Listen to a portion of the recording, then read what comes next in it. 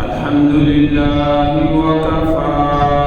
سلام على عباده الذين اصطفى أما بعد فأعوذ بالله السميع العليم من الشيطان الرجيم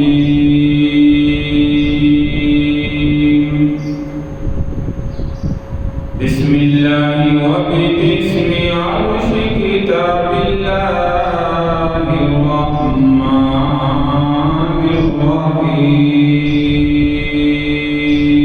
الرحيم ولله على الناس حج البيت من استطاع إليه سبيلا وقال في موضع آخر لن ينال الله لحومها ولا دماؤها ولكن يناله التقوى منكم صدق الله مولانا العظيم رب اشرح لي صدري ويسر لي أمري واحلل عقدة من لساني يفقهوا قولي رب زدني علما رب زدني علما رب زدني علما سبحانك لا علم لنا إلا ما علمتنا إنك أنت العليم الحكيم يا رب صل وسلم دائما أبدا على حبيبك خير الخلق كلهم تمام احباب پیارے محمد صلی اللہ علیہ وسلم کی ذات پاک و آواز بلند درود پاک پاک اللهم صل على محمد وعلى آل محمد كما صليت على إبراهيم وعلى آل إبراهيم إنك حميد مجيد اللهم بارك على محمد وعلى آل محمد كما باركت على إبراهيم وعلى آل إبراهيم إنك حميد مجيد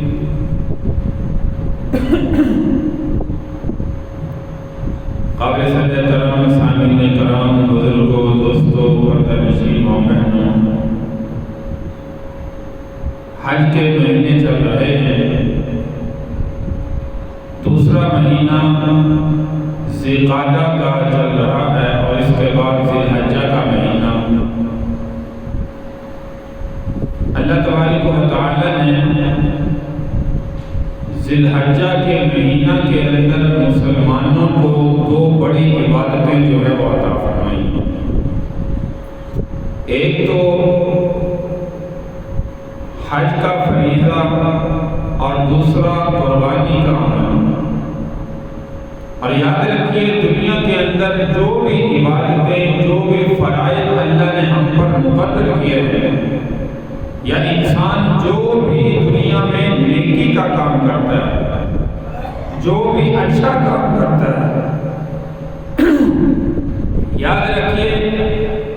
وہ انسان کا عمل موقوف ہے تو انسان کی نیت پر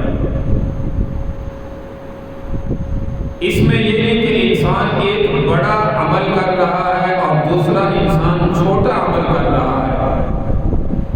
شاید بڑے عمل کی بڑی جزا ملے اور چھوٹے عمل کی چھوٹی جزا ملے بسا اوقات ایسا ہوتا ہے کہ بڑا عمل کرنے والا انسان اس کی نیت جو ہے وہ خالص نہیں ہوتی تو اجر و ثواب سے محروم رہ جاتا ہے اور بسا اوقات چھوٹی نیکی کرنے والا انسان عمل تو چھوٹا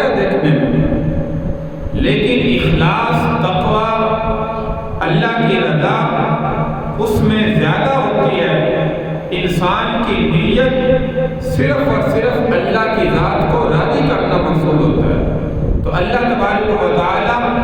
اس چھوٹی کی نیکی کے اجر و ثواب کو بڑھا چڑھا کر احد پہاڑ سے بھی زیادہ اس کے نامہ اعمال میں درج کر دیتا۔ اس لیے میرے بھائی ہر عمل، ہر نیکی کریں صرف اور صرف اللہ کی رضا کے لیے کریں، من و ریا سے اپنے ہر عمل کو بچانے کی کوشش کریں، دوسروں پر احسان جتلانا، اپنی نیکی دوسرے لوگوں کو دکھانا، اس عمل سے جتنا ہو سکتا ہے اپنے آپ کو بچانے کی کوشش کریں۔ اللہ تبارک و تعالیٰ نے جو فرائض، جو عبادتیں مسلمانوں پر مقرر کی ہیں، اس میں بعض عبادتیں ایسی ہیں جو صرف اور صرف مالی ہیں، اور بعض عبادات ایسی ہیں جو صرف بدنی ہیں، بعض عبادتیں ایسی ہیں جو مالی بھی ہیں اور بدنی بھی ہیں۔ اب نماز مثال کے طور پر دیکھیے کہ اس میں مال خرچ نہیں ہوتا، انسان پیسہ خرچ نہیں کرتا، یہ صرف بدن کی مشقت ہے۔ دن رات میں جو اللہ نے 5 وقت کی نمازیں ہم پر فرض کی ہیں، یہ بدنی عبادت کہلاتی ہے۔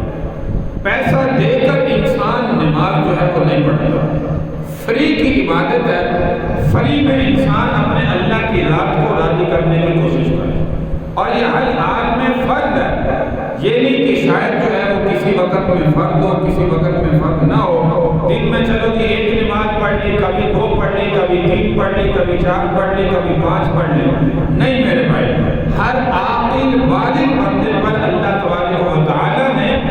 مرتے دم تک مسلمان پر نماز کو فرض کیا۔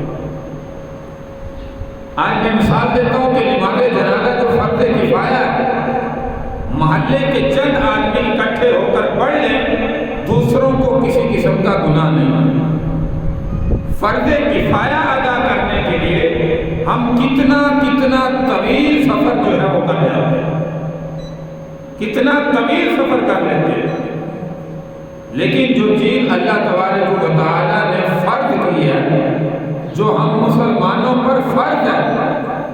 اس میں ہم جو ہے وہ کوتاہی کر جاتے ہیں۔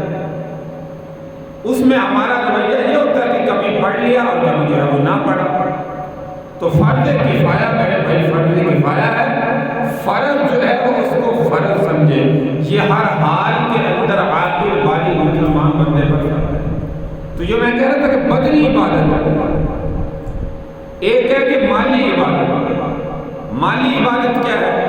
جیسے زکوٰۃ اللہ تبارک و تعالیٰ نے مسلمانوں پر جو ہے وہ فرض کی۔ زکوٰۃ جو ہے یہ مالی عبادت ہے، اس میں مال جو ہے وہ ادا کرنا ہوتا ہے، جسم کی کوئی مشقت نہیں، بدن کی کوئی مشقت نہیں۔ تو زکوٰۃ جو ہے یہ ہماری جو ہے وہ مالی عبادت ہے، نماز جو ہے یہ بدنی عبادت ہے، اور ایک ہے حج۔ حج کے اندر اللہ تبارک و تعالیٰ نے 2 چیزیں رکھی، اس میں انسان کا مال بھی خرچ ہوتا ہے اور انسان کے بدن کی مشقت بھی ہوتی ہے، کہ انسان پیسہ خرچ کر کے، مال خرچ کر کے انسان جو ہے وہ فرمایا کہ سفر کرتا ہے، جو زیادہ نہ انسان کے پاس جو ہے وہ ہونا چاہیے۔ مال خرچ کرنا جو ہے یہ مالی عبادت ہے، اور پھر وہاں پر جا کر ارکان ادا کرنا اور حج کا فریضہ ادا کرنا یہ بدن کی مشقت ہے۔ تو حج میں اللہ تبارک و تعالیٰ نے 2 چیزیں رکھی، اس لیے حج مالی عبادت بھی ہے اور بدنی عبادت بھی ہے۔ تو اس لیے زندگی میں حج کب فرض ہوتا ہے، یہ گزشتہ بھی آپ کے سامنے جو ہے وہ کئی موقع پر جو ہے وہ ذکر کیا ہے کہ حج انسان اس بندے پر فرض ہے جو مثال کے طور پر جس کے پاس آنے جانے کا خرچ موجود ہو، اور جو گھر کے افراد ہیں، بیوی بچے ہیں، جو بھی اس کی معیت میں زندگی گزار رہے ہیں، ان کو اتنا خرچ لے کر جانا کہ وہ آنے تک، واپس آنے تک ان کے پاس وہ زیادہ راستہ ختم نہ ہو۔ اگر مالی گنجائش اتنی انسان کے پاس ہے تو یاد رکھیے کہ اس بندے پر حج جو ہے وہ فرض ہو جاتا ہے، اور اس میں کوتاہی نہیں کرنی چاہیے۔ بعض انسان کہتے ہیں کہ ابھی میں نے اپنی اولاد کی شادی کرنی ہے، ان کی اولاد کی شادیاں کر لوں، شادیوں سے فارغ ہوگا،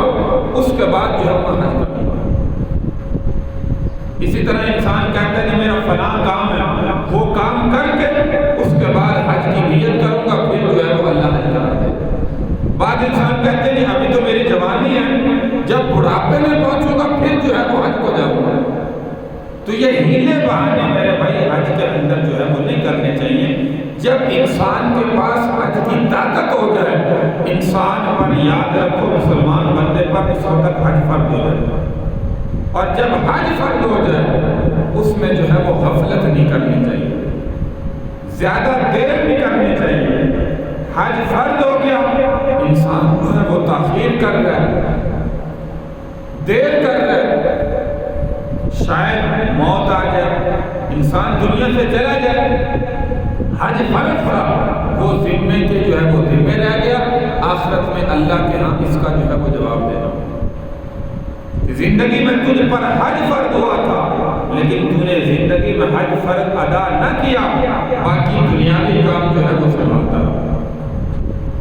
تو جب اتنی طاقت انسان کے پاس ہو، یاد رکھو کہ اس وقت انسان پر جو ہے وہ حج فرض ہو جاتا ہے، اور جب حج فرض ہو جائے انسان کو سب سے پہلے کوشش کرنی چاہیے کہ وہ حج کا فریضہ ادا کرے۔ ہاں زندگی میں ایک دفعہ کر لیا، دوبارہ گنجائش بھی ہے، انسان دنیاوی کام سنبھال رہا ہے یا دوسرے کاموں میں لگا ہوا ہے، دوبارہ بھی کوشش کرنی چاہیے، لیکن زندگی میں یاد رکھو کہ ایک دفعہ انسان پر حج جو ہے وہ فرض ہے، فرض ادا ہو گیا، دوبارہ چاہے نہ جائے تو اس پر گناہ نہیں۔ تو اس لیے میرے بھائی جب حج فرض ہو جائے، مالی عبادت بھی ہے اور بدنی عبادت بھی ہے، انسان کو کوشش کرنی چاہیے کہ فوراً جو ہے وہ اپنا حج کا فریضہ ادا کرے۔ اور حج جو ہے وہ نام کس چیز کا ہے؟ سب سے پہلے تو یہ سمجھے کہ میں نے آپ کے سامنے ذکر کیا کہ یہ مالی عبادت بھی ہے اور بدنی عبادت بھی ہے، دونوں عبادتیں حج کے اندر ہیں۔ اور انسان جب حج کی نیت کرتا ہے سب سے پہلے کیا کرتا ہے؟ احرام باندھتا ہے۔ احرام کس چیز کا نام ہے؟ ہم سمجھتے ہیں کہ شاید احرام دو چادروں کا نام ہے، کہ دو چادریں ہم نے اپنے اوپر جو ہے وہ لپیٹ لی، جسم کو ڈھانک لیا، لہذا جو ہے کہ اس کو احرام کہتے ہیں۔ نہیں میرے بھائی، دو چادروں کا نام جو ہے وہ احرام نہیں ہے۔ حج کی انسان جب نیت کرتا ہے، جب احرام باندھتا ہے، احرام باندھنا وہ نام جو ہے وہ دو کپڑوں کا نہیں، احرام نیت کرنا، احرام باندھنا وہ نام ہے بعض حلال چیزیں اپنے اوپر حرام کرنا۔ مثال کے طور پر آگے پیچھے ہم سلا ہوا لباس پہنتے ہیں، اب جو ہے وہ سلا ہوا لباس انسان کے لیے حرام ہو گیا، انسان حج میں سلا ہوا لباس نہیں پہنتا ہے، اب یہ ہے تو حلال، انسان پر حرام ہو گیا۔ اور اسی طرح فرمایا کہ انسان کو جسم کے بال وغیرہ یہ نہیں اتار سکتا۔ مثال کے طور پر احرام باندھنے کے بعد سر کے بال اتارے یا جسم کے حصے کا کوئی بھی بال اتارے، اب یہ عام حالت میں بال اتارنا یہ جائز ہے، حلال ہے، لیکن جب احرام باندھ لیا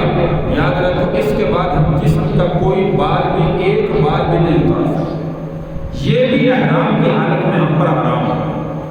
اسی طرح ناخون تراشنا، اب ناخون جو ہے یہ عام حالت میں ثواب ہے، زیادہ بڑے نہیں رکھنے چاہیے، لیکن احرام باندھ لیا، اب سمجھو کہ انسان شریعت کی پابندیوں میں آ گیا، اب جو ہے وہ ناخون بھی نہیں تراش کرتا۔ اسی طرح جو ازواجی زندگی کے تعلقات ہیں، انسانی خواہشات ہیں، میاں بیوی کے تعلقات ہیں، یہ بھی احرام کی حالت میں انسان پر ویسے عام حالت میں حلال ہے، میاں بیوی کا تعلق ہے، لیکن جب احرام باندھ لیا یاد رکھو کہ یہ حلال انسان پر حرام ہے۔ جب تک حج کے ارکان مکمل طور پر ادا نہ کر لے، حج سے فارغ نہ ہو جائے، اس وقت تک انسان اپنی انسانی خواہشات جو ہے نہیں کر سکتا۔ تو احرام دو کپڑوں کا نام نہیں ہے، ہم سمجھے کہ دو چادریں باندھ لی بس احرام مکمل ہو گیا۔ حج کے انسان جو نیت کرتا ہے، فرمایا کہ یہ احرام حرام حلال چیزوں کو اپنے اوپر حرام کرنا ہے۔ انسان کی عقل میں یہ بات نہیں آتی، انسان سوچتا ہے کہ یہ چیزیں تو ہمارے لیے حلال ہیں، یہ حرام کیسے ہو گئے؟ لیکن میرے بھائی شریعت کی پابندی کرنا، شریعت کی پاسداری کرنا یہ مسلمان کے لیے فرض، ضروری اور واجب ہے۔ اسی طرح انسان خوشبو عام حالت میں لگانا سنت ہے، لگانی چاہیے، لیکن جب احرام باندھ لیا اس کے بعد خوشبو لگانا بھی انسان کے لیے حرام ہے۔ اب یہ ساری احرام کی پابندیاں، تو احرام باندھنا یہ نام ہے، جو چیزیں ہمارے اوپر حلال تھی وہ اپنے اوپر حرام ہے، عقل میں بات نہیں آتی، لیکن چونکہ شریعت کا حکم ہے، اللہ کا حکم ہے، لہذا اس کی پاسداری کرنا یہ ہمارے لیے ضروری اور واجب اور لازم ہے۔ اگر انسان ان پابندیوں کی خلاف ورزی کرتا ہے تو یاد رکھو کہ پھر حج کرنے کا کوئی فائدہ نہیں۔ تو سب سے پہلے دیکھیے کہ جہاں پہ وہاں پہ خانہ کعبہ کا طواف ہے، اب خانہ کعبہ کا طواف ایک عمارت بنی ہوئی ہے پتھروں کی۔ عام حالت میں دیکھا ہم جو بندہ کسی کے آگے جھکے، اللہ کے غیر کے آگے جھکے، اس کو ہم مشرک کہتے ہیں، وہاں پہ تو شرک ہے۔ لیکن یہاں پہ دیکھیے کعبۃ اللہ کا طواف کر رہے ہیں، اب وظاہر دیکھنے میں یہ ایک عمارت بنی ہوئی ہے، چھوٹا سا گھر ہے، اللہ کا گھر جس کو کہتے ہیں، اینٹوں سے بنا ہوا، پتھروں سے بنا ہوا، اوپر غلاف چڑھا ہوا ہے۔ عقل تو یہ کہتی ہے کہ غیر کے آگے جھکے تو وہ شرک ہوتا ہے، لیکن یہاں پہ جو ہے وہ ایک گھر کا طواف ہو رہا ہے، یہ کیا ہے؟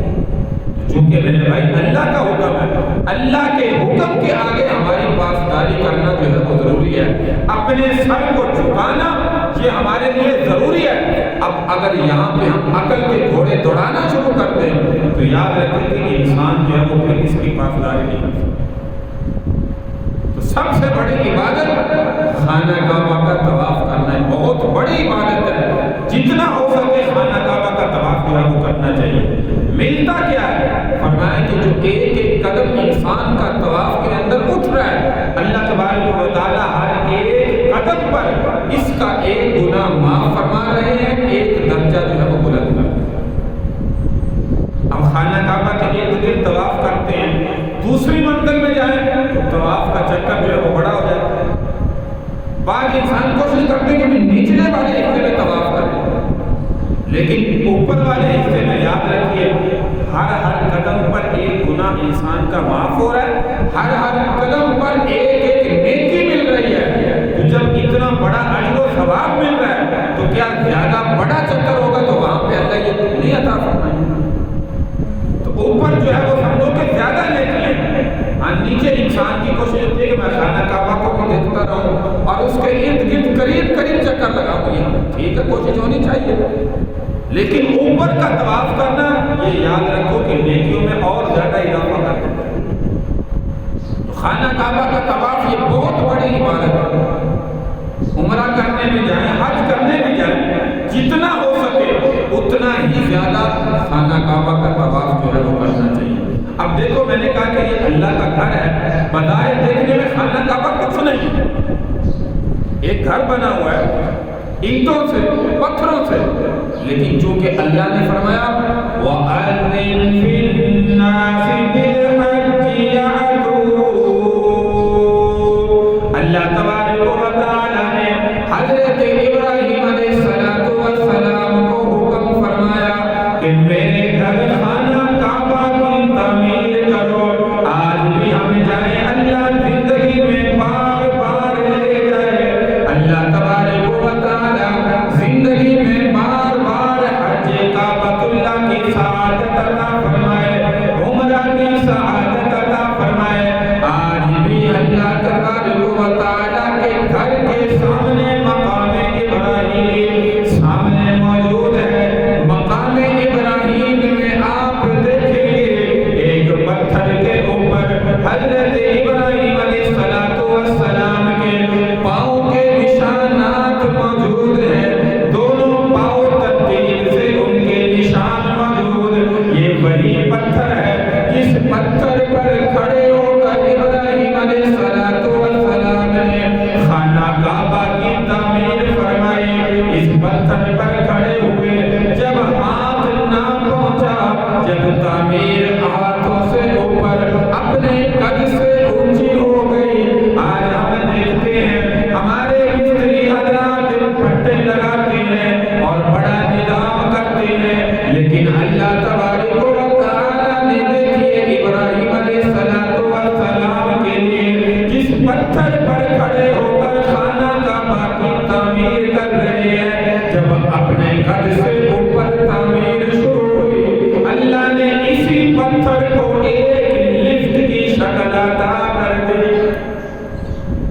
اللہ کے حکم سے یہ پتھر خود بخود اوپر جاتا. حضرت ابراہیم علیہ السلام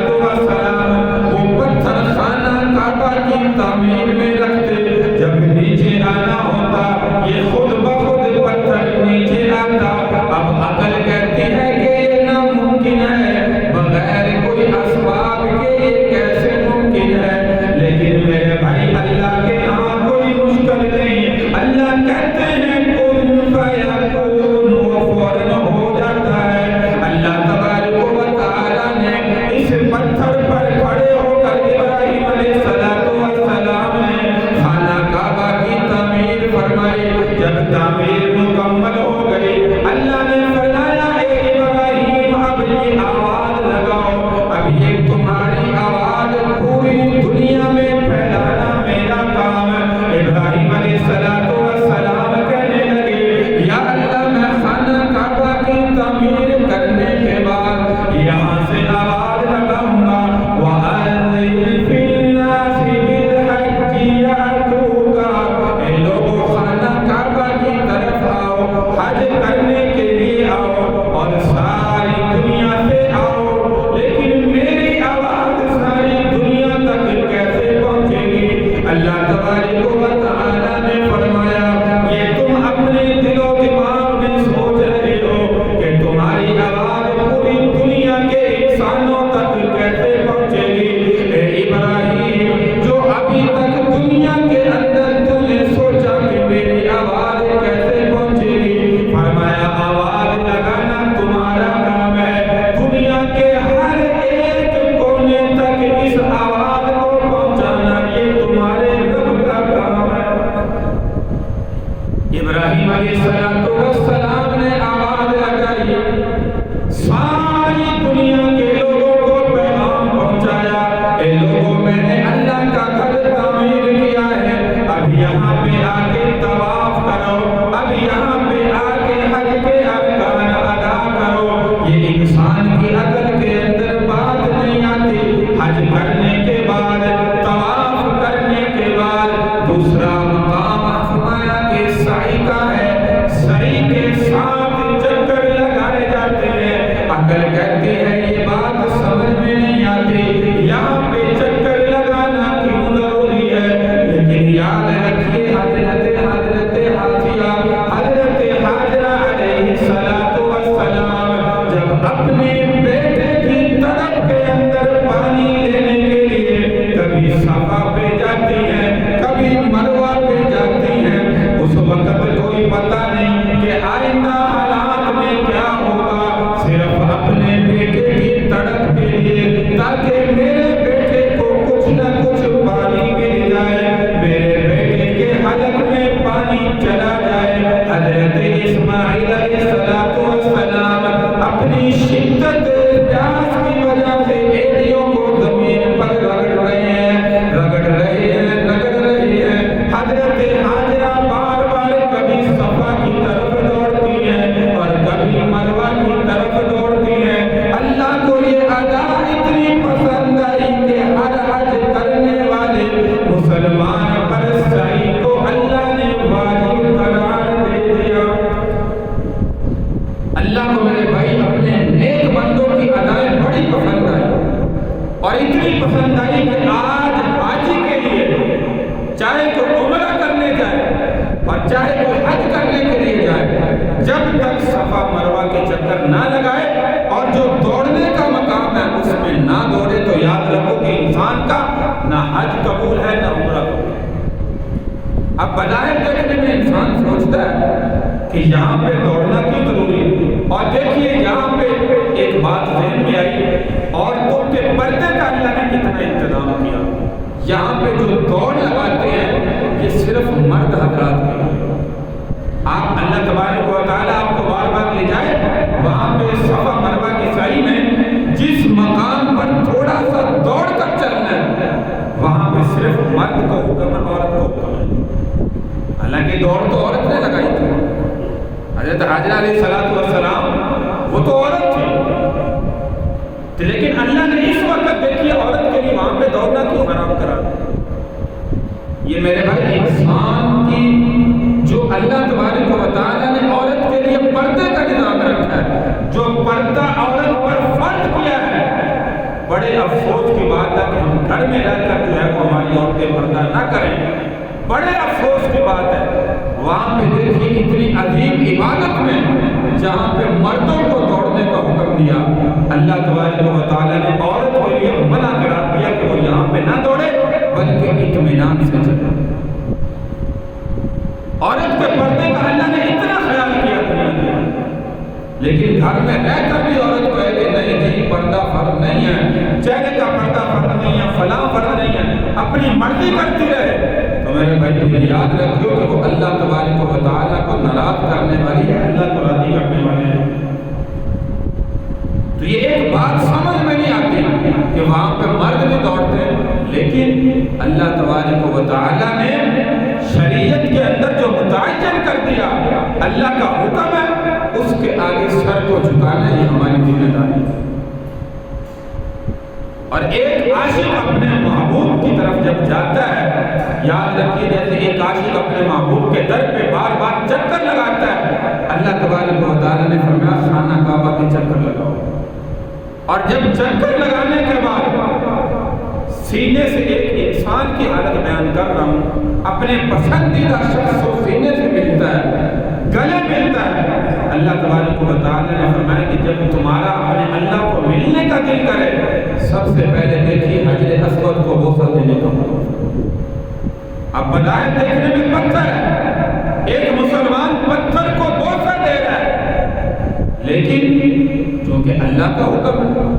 اللہ کا حکم ہم نے ماننا، اپنے سر کو جھکانا۔ حضرت عمر بن خطاب رضی اللہ تعالیٰ عنہ نے حجر اسود کے سامنے کھڑے ہو کر فرمایا ہے تو ایک پتھر، تجھے نہ تو نفع دے سکتا ہے نہ نقصان دے سکتا ہے، لیکن چونکہ ہمارے پیارے پیغمبر صلی اللہ علیہ وسلم نے تجھے چوما، تجھے بوسہ دیا، اسی لیے عمر بھی آج تجھے جو ہے وہ بوسہ دے۔ اور اللہ کے محبوب اگر بوسہ نہ دیتے تو میرے بھائی کون آج تک اس سنت کو زندہ رکھتا؟ یہ پیارے پیغمبر صلی اللہ علیہ وسلم کی سنت ہے، جو حجر اسود کو بوسہ دیا جاتا ہے، اور پھر بوسہ دینے کی وجہ سے انسان کی گناہوں کی معافی کا ذریعہ ہے۔ اور فرمایا کہ اس کے بعد اگر ملنے کا دل چاہے، ہم براہ راست اللہ سے سینے سے تو نہیں مل سکتے، اب اللہ کی جو نعوذ باللہ کو شکل و صورت تو ہے نہیں کہ اللہ انسان کی شکل میں ہے، وہ تو احکم الحاکمین ہے، بادشاہوں کا بادشاہ ہے، وہ شکل و صورت سے پاک ہے، اللہ الصمد، اللہ بے نیاز ہے، لیکن اللہ نے فرمایا کہ اے میرے بندے جب مجھ سے ملنے کا دل کرے، فرمایا کہ حجر اسود اور خانہ کعبہ کے درمیان کا جو حصہ ہے وہاں پہ جو ہے وہ سینہ لگا کر جو ہے وہ فرمایا خانہ کعبہ کا بنا، اس کو ملتزم کہا جاتا ہے۔ ملتزم پر آپ نے دیکھا کہ لوگ اپنے سینے رگڑتے ہیں، ملتے ہیں، خانہ کعبہ کو ملتے ہیں، یہ اللہ تبارک و تعالیٰ نے ایک سنت ہمارے اندر جو ہے وہ دینا۔ اور ملتزم پر ایک خاص عمل اکثر پہلے بھی میں ذکر کرتا ہوں، جو بھی انسان گیا ہے اللہ تبارک و تعالیٰ سب کو زندگی میں بار بار حج کی، عمرہ کی، سعادت کی توفیق عطا فرمائے۔ اونچی آواز سے آمین تو کہہ دو جا، شاید آپ کی نیت نہیں ہے، جانا نہیں چاہتے، تو بار بار اللہ زندگی میں حج اور عمرہ کی سعادت عطا فرمائے۔ ایک خاص عمل جو علماء نے بتایا، کلام مجید فرقان حمید کی آیت مبارکہ ہے، فرمایا جو بھی مسلمان حج کو گیا ہے یا عمرے کو گیا ہے، چاہے دور کھڑا ہو کر، چاہے وہاں کیونکہ رش بہت ہوتا ہے، ہر انسان کی خواہش ہوتی ہے حجر اسود کا بوسہ لو، ہر انسان کی خواہش ہوتی ہے ملتزم پر جا کر اپنا سینہ خانہ کعبہ کے ساتھ لگاؤں، تو رش کی وجہ سے یہ عمل انسان شاید وہاں پہ نہ کر سکے، اس لیے پیچھے کھڑے ہو کر مقام ابراہیم پر یا اس سے بھی پیچھے علماء فرماتے ہیں کہ عمل ان الذی فرض علیک القرآن لآتوک الی معاد، یہ کلام مجید فرقان حمید کی آیت مبارکہ کا حصہ ہے۔ فرمایا جو بھی مسلمان انگلی کے اشارہ سے دور کھڑا ہو کر اس آیت مبارکہ کو ملتزم کی جگہ پر جو خانہ کعبہ اور حجر اسود کے درمیان کا حصہ ہے، جہاں پہ لوگ خانہ کعبہ کے ساتھ چمڑ رہے ہوتے ہیں، اپنا سینہ دیوار کے ساتھ لگا رہے ہوتے ہیں، فرمایا اس جگہ پر ان الی معاد، یہ آیت مبارکہ اپنی انگلی کے اشارے سے تحریر کرے اور نیچے اپنا یا جس بندے کا نیت کرتا ہے کہ یہ فلاں بندے کو اللہ حج اور عمرہ کی سعادت عطا فرمائے، فرمایا اس کا اس کی والدہ کے نام کے ساتھ یا باپ کے نام کے ساتھ لکھتا ہے، تو فرمایا کہ اللہ تبارک و تعالیٰ اس بندے کو مرنے سے پہلے حج یا عمرہ کی سعادت انشاءاللہ ضرور عطا فرمائے۔ یہ ایک وظیفہ علماء نے بتایا، ان الذی فرض علیک القرآن لعادک الی معاد، فرمایا یہ آیت مبارکہ وہ آیت مبارکہ ہے کہ جب اللہ تبارک و تعالیٰ نے اپنے محبوب صلی اللہ علیہ وسلم کو فرمایا کہ آپ بیت اللہ کو، خانہ کعبہ کو چھوڑ کر مدینہ میں ہجرت فرما جائیں، مدینہ میں ہجرت فرما جائیں، تو رات کو سارے انتظامات کیے، صبح کو جب آپ خانہ کعبہ کو چھوڑ کر جا رہے تھے بار بار پیچھے مڑ کر دیکھتے تھے اور کہتے تھے کہ خانہ کعبہ تجھے چھوڑنے کو دل نہیں کرتا، لیکن چونکہ اللہ کا حکم ہے، اللہ نے فرمایا تیری قوم کے لوگ مجھے یہاں پر رہنے نہیں دیتے، تکلیفیں دیتے ہیں، اس لیے اللہ کا حکم پورا کر رہا ہوں اور تجھے چھوڑ کر جو ہے وہ یہاں سے مدینہ میں ہجرت کر رہا ہوں۔ تو اس وقت اللہ کے نبی نے یہ آیت مبارکہ تلاوت فرمائی، ان الذی فرض علیک القرآن لعادک الی معاد، اللہ نے تمہارا دیکھیے فاتح بن کر جب بیت اللہ کو فتح کیا، خانہ کعبہ کو فتح کیا، فاتح بنا کر اللہ نے اپنے محبوب کو دوبارہ خانہ کعبہ میں واپس۔ تو یہ آیت مبارکہ کا عمل جو بھی اللہ تبارک و تعالیٰ جس مسلمان کو حج یا عمرہ کی سعادت کی توفیق عطا فرمائے وہ اپنا نام لکھے گا، بار بار اللہ حج عمرہ کی سعادت عطا فرمائے گا، اپنے رشتہ داروں کا، بہن بھائیوں کا، عزیز و اقارب کا، جس کا نام تحریر کرے گا، موقع ملے اس عمل کو ذہن کے اندر رکھے۔ تو میرے بھائی فرمایا جو مسلمان حج کی سعادت اللہ جس کو عطا فرماتا ہے مکمل ارکان کے ساتھ، میں نے شروع میں بتایا کہ احرام دو کپڑوں کا نام نہیں ہے، دو چادروں کا نام نہیں ہے، احرام کہتے ہیں جو ہمارے لیے حلال چیزیں ہیں ان کو اپنے اوپر حرام کر لینا، جب تک حج مکمل طور پر ادا نہ کر لیں۔ تو انشاءاللہ آگے کچھ لمحہ آپ کے سامنے جو ہے وہ حج کے ارکان کا ذکر کیا ہے، کچھ اگلے جمعہ کے اندر جو ہے وہ کریں گے ترتیب سے، حج میں کون کون سے ارکان ہیں، حج میں کیا کیا کرنا چاہیے مسلمان کو۔ اور آج ہماری سب سے بڑی بد نصیبی کی بات یہ ہے کہ ایک انسان کو اللہ نے حج اور عمرہ کی سعادت کی توفیق عطا فرمائی، وہ دنیا کے ہم کاروبار تو سیکھتے ہیں لیکن جانے سے پہلے نہ عمرے کا طریقہ سیکھ پاتے نہ حج کا طریقہ سیکھ پاتے، ہمیں پتہ ہی نہیں ہم نے جا کے وہاں پہ کرنا کیا۔ آج کل مثال کے طور پر 11-12 لاکھ روپیہ انسان خرچ کر کے جاتا ہے لیکن حج کا طریقہ نہیں سیکھا، عمرہ میں 3-4 لاکھ خرچ کر کے جا رہا ہے، تھوڑے سے ارکان عمرے کے وہ بھی سیکھ کے نہیں جاتے۔ یقین جانیے 2018 میں جب اللہ نے عمرے کی سعادت عطا فرمائی، لوگوں کو عجیب عجیب عمل کرتے وہاں پہ دیکھا، سمجھایا، لیکن لوگ سمجھنے کے لیے بھی تیار تھے۔ ایسے ایسے لوگ جنہوں نے میقات سے احرام ہی نہیں باندھا، وہ کہتے ہیں بھائی ہماری مرضی، ہم باندھیں یا نہ باندھیں۔ تو بعض بیچارے غفلت کے اندر حج اور عمرے کا طریقہ سیکھ کر لے جاتے ہیں۔ اس لیے میرے بھائی جس نے بار بار زندگی میں حج عمرہ کی سعادت کی توفیق اللہ نے جس کو عطا فرمائی ہے، یا علماء سے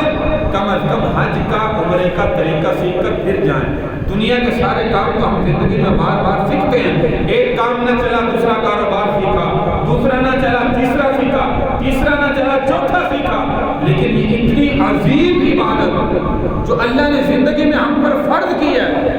اللہ موقع بھی عطا کر رہا ہے، اتنا پیسہ بھی خرچ کر رہے ہیں، اس کے باوجود سیکھ کر نہ جائیں، بغیر سیکھے چلے جائیں، وہاں پہ ارکان میں غفلت کرتے رہیں، کوئی فائدہ بھی نہ ہو۔ تو میں آخری حدیث مبارکہ ذکر کر رہا تھا، جس نے مکمل ارکان کے ساتھ، شرائط کے ساتھ حج ادا کیا، فرمایا حضور علیہ السلام نے وہ مسلمان ایسے ہے جیسے ابھی ابھی اپنی ماں کے پیٹ سے جو ہے وہ معصوم پیدا ہوا۔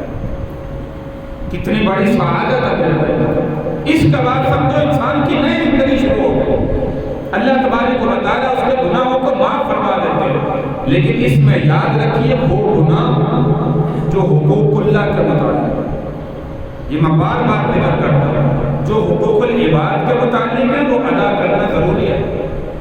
کسی کا آپ نے قرض دینا ہے، حج کر لیا جی، حدیث ماں کے پیٹ سے پیدا ہوا معصوم ہو گیا، لہذا قرضہ بھی ختم کرنا۔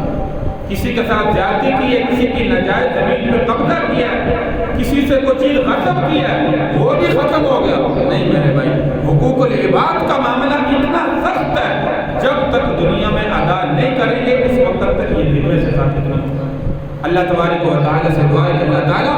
ہمیں زندگی میں بار بار حج کی، عمرہ کی سعادت کی توفیق عطا فرمائے۔